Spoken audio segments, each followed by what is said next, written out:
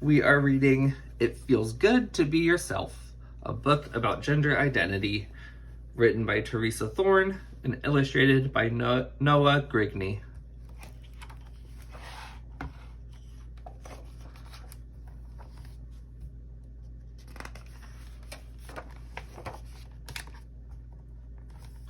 This is Ruthie. She's a transgender girl. That means when she was born, everyone thought she was a boy, until she grew a little older, old enough to tell everyone that she's actually a girl. Girl is Ruthie's gender identity. This is Ruthie's brother, Xavier. Xavier is a cisgender boy. That means when Xavier was born, everyone thought he was a boy, and as he grew older, it turned out everyone was right. He is a boy. Boy is Xavier's gender identity.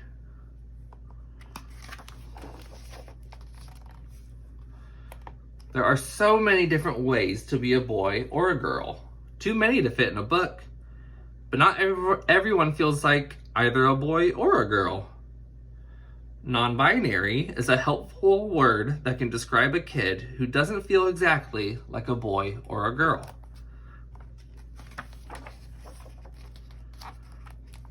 This is Ruth's friend Alex.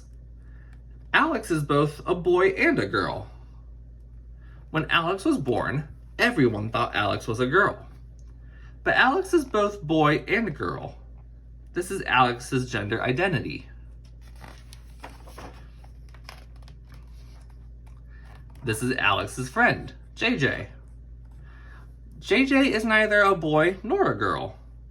Ever since JJ was very little, they never felt exactly like a boy or a girl. They just felt like themselves. This is JJ's gender identity.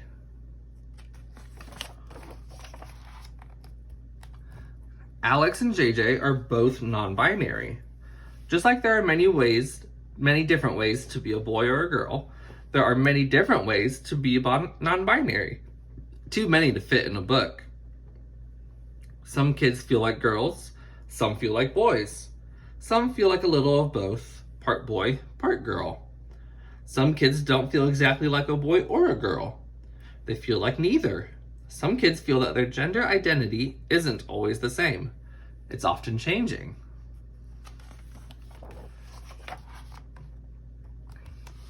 And even with all these possible ways to be, some kids don't feel any of the words they know fit them exactly right.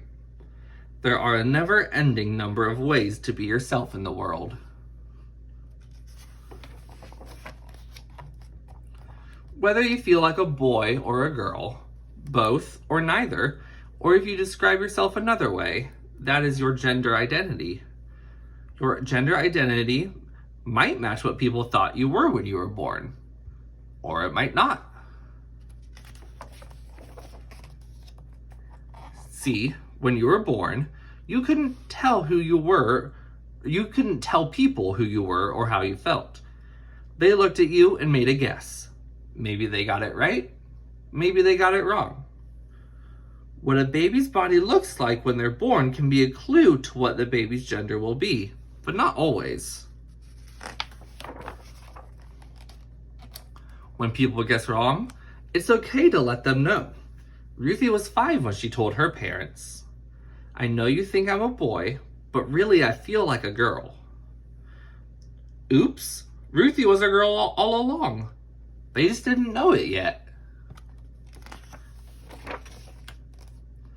When people guess right, it's also okay to let them know.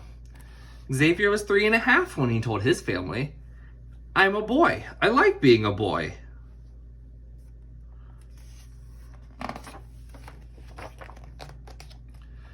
You might feel like a boy, you might feel like a girl. You might feel like both boy and girl, or like neither. You might feel like your gender changes from day to day or from year to year. You might feel that none of these words describe you perfectly. You might not be sure yet. Maybe you're still figuring it out. Your feelings about your gender are real. Listen to your heart.